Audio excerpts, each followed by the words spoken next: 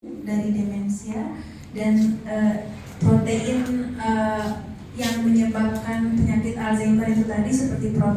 bilang secara patologi di otak adalah amyloid beta dan protein namanya tau. Nah, amyloid beta ini adalah yang paling common untuk Alzheimer. Dan treatment yang first disease modifying treatment itu adalah yang mentargetkan amyloid beta. Nah, setelah hampir 100 tahun setelah ditemukan protein ini, akhirnya kita bisa melihat amyloid beta di protein dengan imaging, namanya PET scan, PET scan. Nah itu tapi sehingga kita bisa melihat amyloid beta ini sementara orangnya masih hidup. Di zaman dahulu kita harus bedah otak dulu baru bisa lihat otaknya. Nah, jadi sekarang karena advent of technology, tapi masalah yang harus kita hadapi sekarang adalah bagaimana caranya untuk early diagnosis, deteksi dini. Nah, imaging PET scan ini bisa, akan tetapi masih cukup mahal ya, biayanya itu sekitar $10.000 kalau di Singapura. Kemudian yang tadi Prof bilang ada juga kita harus lumbar puncture, apa itu mau di Australia juga nggak pada mau ya, sakit kan. Jadi akhirnya solusinya adalah kita develop blood test yang itu tidak invasif dan juga bisa lebih murah. Dan kebetulan saya di timnya Prof. Ralf meneliti tentang blood test ini, pengembangan blood test. Nah, ini adalah blood test yang bisa mencerminkan patologi dari Alzheimer. Jadi ini ada yang mencerminkan patologi amyloid beta adalah tentu saja amyloid beta itu sendiri tadi jenis A-beta 40, A-beta 42, dan juga ada dari tau tadi, protein tau tadi, tapi dia kalau difosforilasi jadi phosphorylated tau 217. Kemudian ada juga dari untuk mencerminkan patologinya tau sendiri adalah phosphorylated tau dari spesies 181 dan 231. Kemudian untuk mencerminkan jadi komponen lain dari Alzheimer disease itu kalau di otak adalah dia inflamasi, neuroinflammation. Nah itu dicerminkan oleh protein namanya GFAP. Kemudian ketika Alzheimer semakin parah, otak juga semakin mengalami neurodegeneration. Nah itu dicerminkan oleh protein namanya NFL, neurofilament. Nah, bagaimana cara ini blood test supaya bisa terlaksana itu dengan mesin namanya Simoa. Simoa ini seperti ELISA, jadi itu sandwich ELISA, tapi dia lebih sensitif, 1000 kali lebih sensitif daripada mesin ELISA biasa. Namanya single molecule, jadi dideteksinya adalah at the single molecular level. Nah, slide berikutnya adalah ini kita ambil darah dari namanya ini Carvia, studi Carvia. Jadi kita merekrut 100 orang yang masih memorinya normal. Kemudian kita lakukan PET scan, ada A-beta PET scan. Kemudian dari situ dilihat mana orang yang punya amyloid betanya levelnya tinggi dan mana yang levelnya rendah. Kemudian kita ambil darahnya dan kita ukur darah tadi dengan protein-protein tadi, terus kita match dengan PET scan, dengan A-beta PET scan. Dan ini adalah hasil terlalu kecil atau DB. Jadi ini yang tadi GFAP bisa dilihat untuk orang-orang yang berdasarkan amyloid PET scan di otak levelnya tinggi, mereka juga punya GFAP level di darahnya juga tinggi. Jadi lihat yang di merah ini lebih tinggi daripada yang biru. Kemudian di follow up 12 bulan kemudian levelnya juga makin tinggi. Kemudian kita lihat juga p-tau, phosphorylated tau 231 dan 181 juga sama. Jadi orang-orang yang punya amyloid beta tinggi di otak juga level darahnya juga tinggi. Akan tetapi untuk protein NFL tadi yang untuk neurodegeneration tidak ada perubahan. Kenapa? Karena orang-orang ini masih normal. Ya, jadi marker ini lebih untuk kalau sudah advance Alzheimer. Kemudian kita juga follow up waktu ya. Ya ini hanya berbeda presentasi saja. Jadi yang pada intinya adalah over time ini markernya makin naik untuk GFAP sama NFL, tapi untuk p-tau dia agak plateau. Sesi tanya jawab. So I will help with the questions and answers questions. So thank you so much. It was a very interesting and learning experience. It was very nice. Thank you. Jadi sekarang kita akan masuk sesi tanya jawab. Untuk 5 pertanyaan pertama ada goodie bag dari Khalifah Group. Jadi kepada para hadirin yang ingin bertanya, boleh dipersilakan. Angkat tangan. Oh. Boleh mungkin ke Bulani banyak. Ibu ya. Oh ya boleh Ya. naik yang di depan. Sama Ibu boleh dijelaskan juga dari kesempatan yang diberikan kepada saya sangat baik sekali dengan penjelasan tentang Alzheimer preventionnya dari Dr. Haf dan Eka. Walaupun saya tidak semua mengerti karena saya tidak menguasai 100% bahasa Inggris. Pertanyaannya sederhana aja ya Mbak. Saya kan usia 65 nih, jadi saya harus hati-hati juga, harus bagaimana tindakan untuk mengatasi supaya saya tidak sampai dengan Alzheimer. Kemudian yang kedua, gejalanya apa saja? Itu saja. Ya. Terima kasih. Terima kasih. Okay, so there are 2 questions. The first one is she is now 65 years old. So what are the Oh yeah. So, because she's 65, are there still ways for her to prevent the Alzheimer's disease to affect her? And what are the main indicators on someone who is developing or has already had Alzheimer's? Thank you. So I think it's never too late. 65 is still early. You can start at 75 and it's still to get a benefit. So start now if you haven't got it. But in terms of identifying people at high risk, they usually show symptoms and they go and see their GP. The problem is that the GP means the doctor, the general doctor. The tests are not very sensitive. So when they do the tests, they still get good marks. They pass. With the test, you could be very bad before they say you've got a problem. And that is the problem we have now. What we need doctors to do is send them to specialists in memory clinics where we have very thorough testing to be done. But the first sign that people notice are memory, but in some people behavior problems can even precede the memory problems. Gejala awal dari Alzheimer itu biasanya memory loss. Jadi tapi memory loss ini misalnya tidak bisa short term memory loss. Jadi lupa misalnya sudah sarapan atau belum hari ini, 10 menit kemudian lupa. Kemudian lupa Pohon naruh kunci.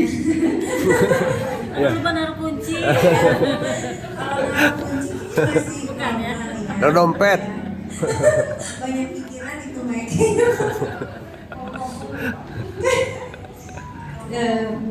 Oh iya. Kemudian tidak bisa daily activity, nggak bisa sendiri lagi gitu misalnya. Nah, kemudian untuk mendeteksinya masalahnya seperti seperti Prof bilang di Indonesia tesnya itu masih belum sensitif. Jadi kalau pergi ke GP itu harusnya di refer ke spesialis yang bisa melakukan memory test. Tapi unfortunately memory test yang di Indonesia itu belum Akurat. belum akurat, ya. Jadi sehingga pasiennya harus sudah lebih parah dulu baru bisa terdeteksi. Nah, maka dari itu semoga blood test ini juga bisa membantu gitu. Jadi rencananya kami akan bekerja dengan dokter neurologis di sini juga untuk siapa tahu bisa mengincorporate neuropsychological test yang lebih akurat sehingga bisa dideteksi lebih dini. Terima kasih. Melatih supaya misalnya ada pelatihan kegiatan apa atau olahraga diperbanyak atau apa supaya tidak terjadi Alzheimer ini, apa yang harus dilakukan? Ya. Terima kasih. So she was asking, is there a way for us to train maybe our mind or our memory to help prevent disease? Is there a way possible? Yes, definitely. There is so part of our prevention program, we do something called computerized brain training, but we've got to look at very well validated computer brain programs. So if you go on the internet, you will get about 50 brain programs, but you've got to look and see which ones have done good clinical trials.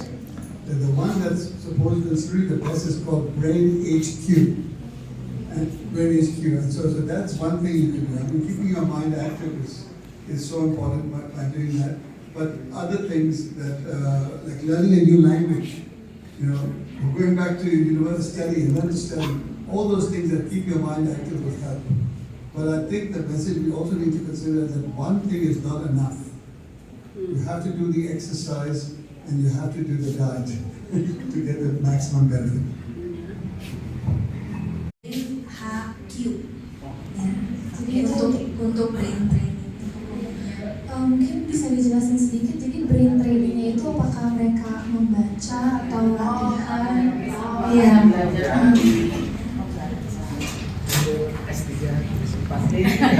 So what are the activities provided by brain training? Misi TTS. It starts Yeah. with Misi TTS. Misi TTS. testing their memory, but it's a kind of global testing, so not just one area of it. But you've got to actually go to the program to really understand, to see it, but it's a whole range of questions, and then it gets increasingly harder as you go. People sometimes don't get motivated enough and then they drop out. But this is probably the best thing to do.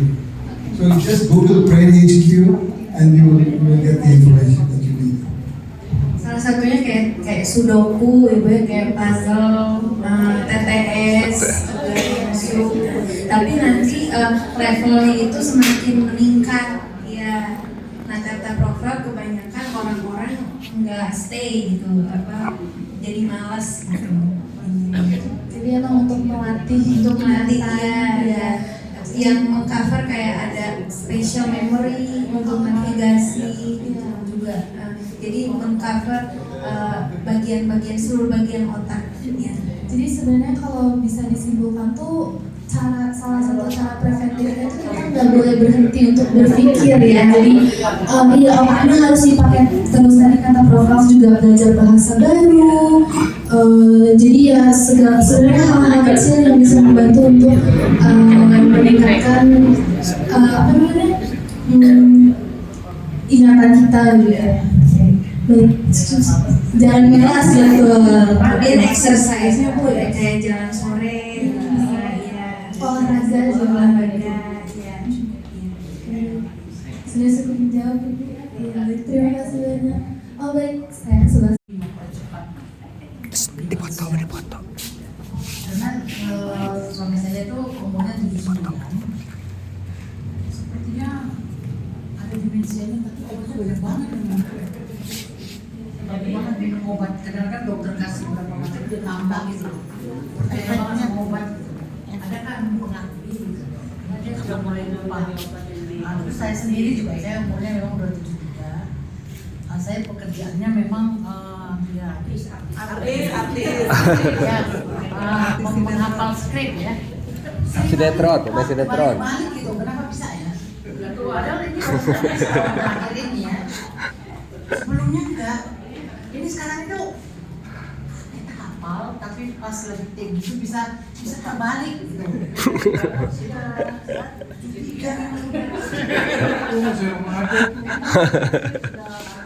Pensiun ya. Terima kasih. Ada Kang Omar yang mempengaruhi yang balik. Is there a medication that causes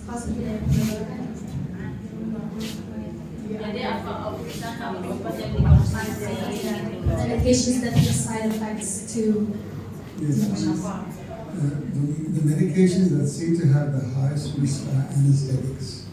anesthesia? Yeah. So people who tend to have major surgery and memory loss drops, most of them get back to normal, a lot of them just don't get worse. So anesthetics now Kalau sering sin anestesi ya. very important drugs. But there are other drugs as well. That there could be a list of them that some people also get worried about cholesterol lowering drugs. And some specialists say don't take the cholesterol, but that is not true. So we got to recognize the ones that are really generally bad and those that are perceived to be bad. So cholesterol lowering drugs are very important. Cholesterol basically, if you bring cholesterol down, you can also bring amyloid down. So it's all the more things to keep that drug going. But I think the best thing to do is you've got to go to this a very reverend pharmacist. You go to the pharmacy and you ask them, tell me, what are the drugs that are bad for the brain? They are the best people, more than the doctors, to give you the advice. Sama saya aja, oke baik. Jadi katanya salah satu cara untuk tahu side effects-nya, efek sampingnya paling baik itu untuk tanya ke farmasinya, ke apoteknya, karena mereka yang lebih hafal obatnya. Tapi kalau misalnya obat itu sendiri yang paling parah itu anestesia ya. Kalau misalnya kita operasi yang besar, anestesia itu bisa berefek. Dan juga obat kolesterol itu ya obat kolesterol begitu. Iya, tapi tidak semua ya. Jadi mungkin harus dicek kembali kepada dokter atau ke apotekernya begitu. Mungkin itu kombinasi obat juga ya mungkin, tapi kita bukan ahli, maksudnya kita tidak tahu resepnya apa, tapi kombinasi obat juga bisa menyebabkan side effect itu. Can I say something the opposite? What drugs are really good for the brain? Betul. Jadi obat apa sih sebenarnya yang bagus untuk otak kita gitu? So there are drugs that are good. So testosterone I mentioned is useful, and testosterone also been shown to be helpful in women too, to improve memory. But metformin, have you heard of metformin? They use it for diabetes. They consider it to be a longevity drug to keep you living longer and your brain healthier. Okay. So another drug that not everybody wants to use, but Ozempic. Ozempic has been used for weight loss. Yeah. And now the evidence is very strong that it protects the brain. Okay. Berarti 3 obat yang terbukti sudah bagus untuk obat testosteron buat perempuan juga, terus tadi obat diabetes sama yang weight loss ya. Begitu. You mean Ozempic is a good for brain? For the brain. Oh really? Clinical trials are showing that's Yeah. powerful. Because what I know is Ozempic. Ya baru meninggal sekitar setahun yang lalu lah gitu. Nah kata anaknya itu katanya dia yang tadinya sangat aktif gitu. Apakah ada hubungannya dengan sangat aktif begitu dia pensiun itu jadi itu. Jadi waktu itu dia katanya dari kena Alzheimer sampai meninggal itu 10 tahun lah. Gitu ya, 10 tahun. Dia meninggal 19 tahun yang lalu. Terus yang kedua tadi pendeteksi pendeteksian kan masih agak susah di kita ya. Nah itu mungkin ada apa ya? Apakah dengan makanan yang baik, pola hidup yang baik lah itu sebenarnya yang bisa ini, atau untuk yang khusus Alzheimer-nya ada hal khusus gitu. Terima kasih. Mungkin untuk pertanyaan-pertanyaannya, apakah terlalu aktif juga itu menyebabkan? Okay. So the first question was, so for someone who has been active their whole life and then suddenly retired, they become not active anymore. Does that also cause the development of Alzheimer's? And then the second question, because it's still really hard to diagnose, is there, as shown before, like a certain diet, especially for us Indonesians, Asians, like is there a certain diet that we should consume and pay attention to? Thank you.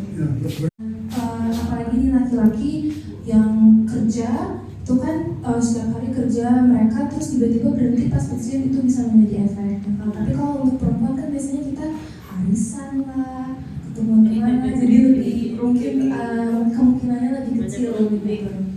Ya, lebih banyak beraktivitas gitu pensiun juga ya.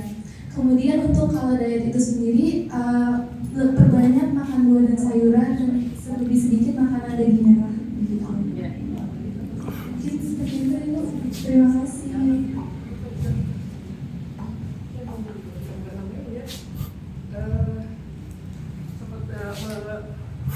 Menanggapi tadi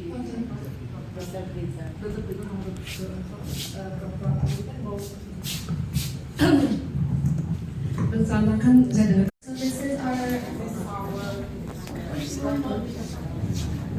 jadi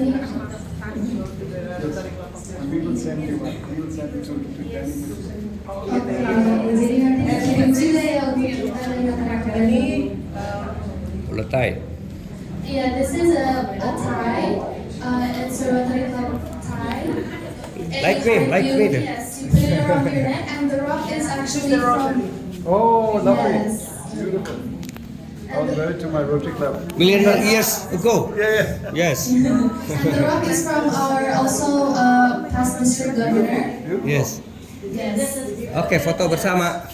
Yeah, it's a real gemstone because our past district governor is an archaeologist, so that rock is from 100 years ago. Yes, it's a very precious gemstone. Thank you so much. Thank you. Oke, di tengah foto bersama MC ikut. Oh yeah, I'm also a pin for a very pretty pin. Siap. Siap. Hah? So Oke. so let's put on the pin first. Nah. Ya, Mbak.